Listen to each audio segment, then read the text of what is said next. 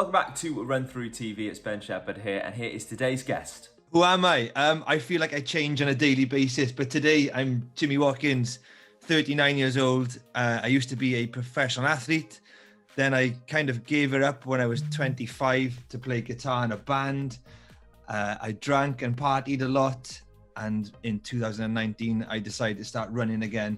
And I got healthy. And now I run a thing called Running Punks, and I combine running and music.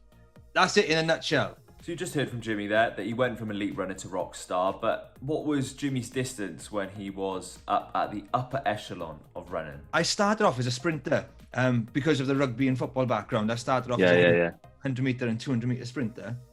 And I was okay. I was all right. You know, I ran 10.9 for 100 and 6.9 for 60 and 21.7 for 200. So I was pretty sharp. And I was a 47-second 400 meter runner. And then someone said to me when I was in school, my PE teacher in school always said, you're an 800 meter runner because it's the easiest to train for, but the hardest to race. And that kind of thing suits you. I can see that on race day, you really get in the zone and you prepare to push yourself. So ever since he said that, it was always in the back of my mind that I should try 800 because I like that combo of training being okay and racing being hard. That suited me. And Jimmy did some amazing things in that 800 meter career, but what was his personal highlight? The obvious one would be getting to the final of the World Championships in 2006. That's like the one, if I'm in a pub and I'm talking to a stranger, that's the one I bring up. Oh, so I might get by the way. I'll find any tenuous link. This song on a jukebox and I'll be like, oh yeah, this reminds me of the time I... that's like the obvious one because I might get free peanuts out of it, or I might get I don't know, it might impress people. But deep down, my highlight was a race in Lithuania in a place called Kaunas. And it was one of those races where everything was perfect. Like it felt effortless. I didn't look at the clock, on the track you have clocks at 200 meters and 400 meters. I didn't look at it, I just ran my own thing. And I front run it and won it by some distance. And that is like my favorite because that was everything I loved about running. I loved the competitive side, don't get me wrong. And I loved going to championships, but more than anything, I loved that bit where, without sounding too wild, when you and running just become the same thing and it becomes effortless. And I think I particularly love that now because I'm older and slower. I'm not going to win races anymore, but I can chase those moments of just total bliss when you're running.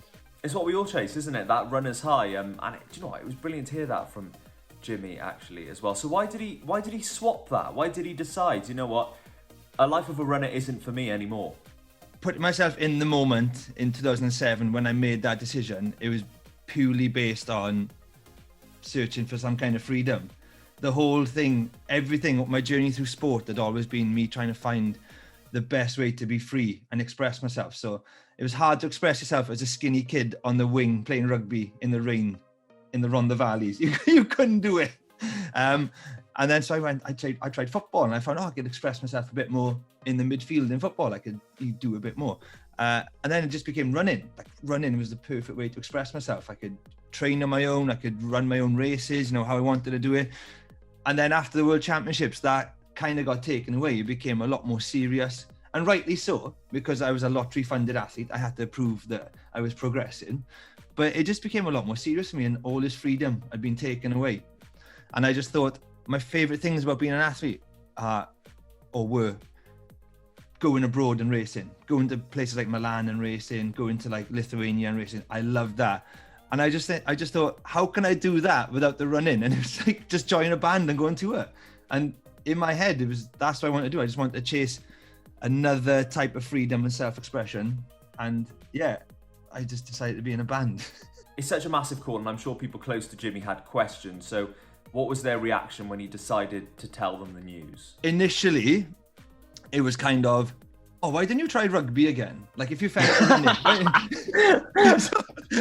Of course it was. That's the South Walian mentality. Honestly, I've done a Google search and you'd be one of the fastest rugby players in the world.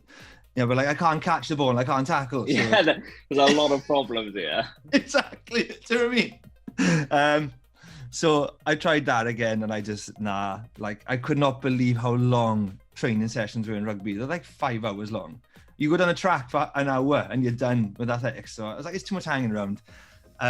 Everybody, and then as soon as I said I wanted to do music, like everybody who mattered, so my family, they were cool with it. There were definitely coaches and other runners who were like, just couldn't get their heads around it. But yeah, the people who mattered were absolutely fine with it.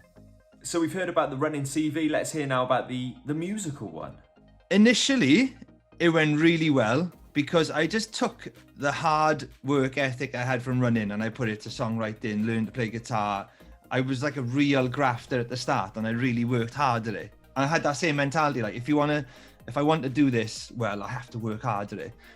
And then kind of, that was all good at the start. And then things like drinking a lot more than ever came in. And then aging happened. Like I started aging, I started getting older. And then I had this thing where it was like, I think I've messed up, you know? Like it was 2012, so London Olympics are on. I was 30 and I'd been told that when I was 30, I would be at my peak. Like you do all sorts of testing in the lab and they were like, when you're 29, 30, you will be at your peak as a runner. And I was predicted to run like a 1:43.800. So the Olympics are on and I was like, oh man, like, yeah. And I was in Croatia doing a festival and I was drunk. And it was like the beginning of, I've made a mistake here. And it went from being this really freeing experience of like writing music and touring and doing what I really love to suddenly thinking, I think I've made the wrong decision, which is really scary. It's kind of easier to accept a decision someone has made for you. So you can be angry with them, but it's something when it's your own choice and you're angry with yourself. It's not good. And in that moment, it must have been quite hard to deal with. So how did Jimmy actually cope with those feelings? I just went super self-destructive for a bit. And then, I don't know, like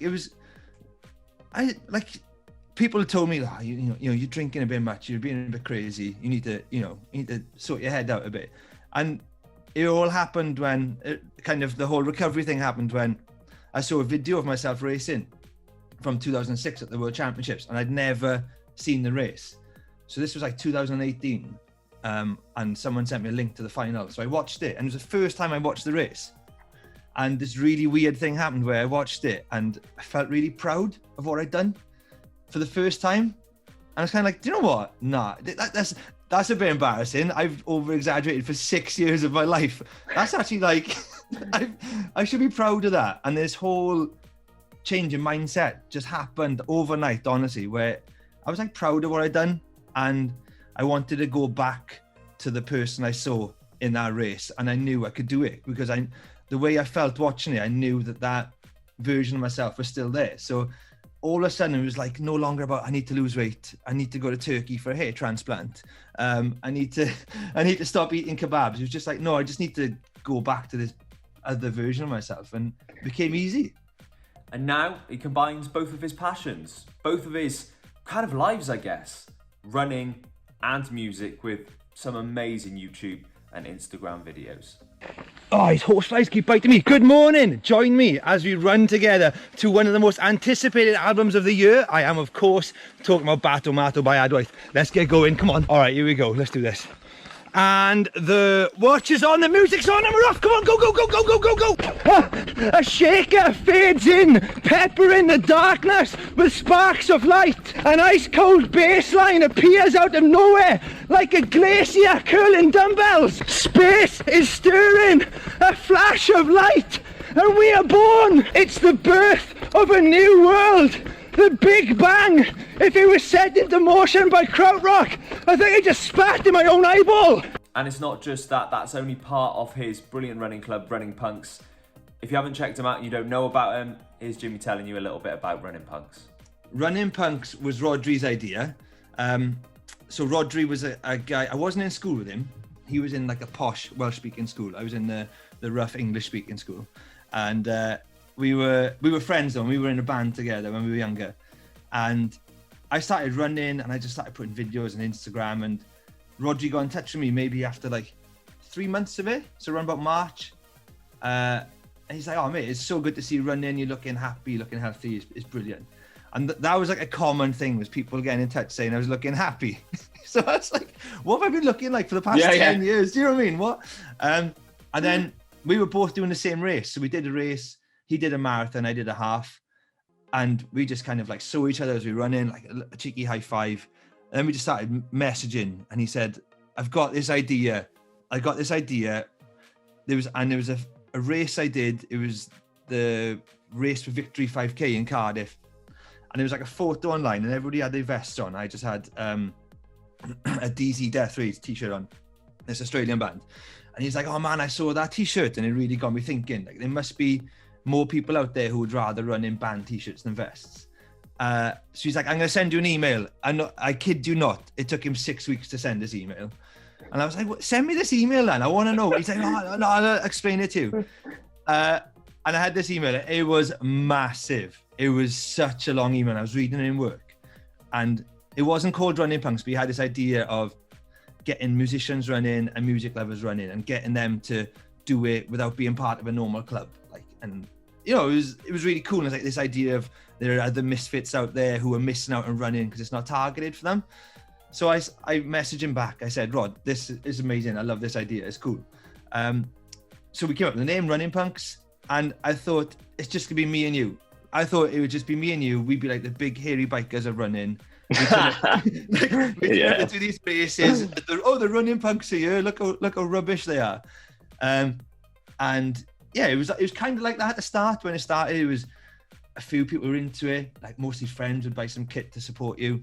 And then it was during lockdown when the running reviews went up, and then Lauren Laverne had us on Six Music, that it went to a different level. Then it was kind of people for the first time were seeing someone like myself, someone who looks sporty but is into really obscure music. So for a lot of people, it was the first time that they saw a sporty person who had something in common with them, you know? Yeah. And that's such a big gap to close, and it just makes people reach out to you. So I was running to like Dillinger Escape Plan or like some death metal, and death metal fans are going, I've always wanted to run and I've never seen anybody who's got something in common with me running.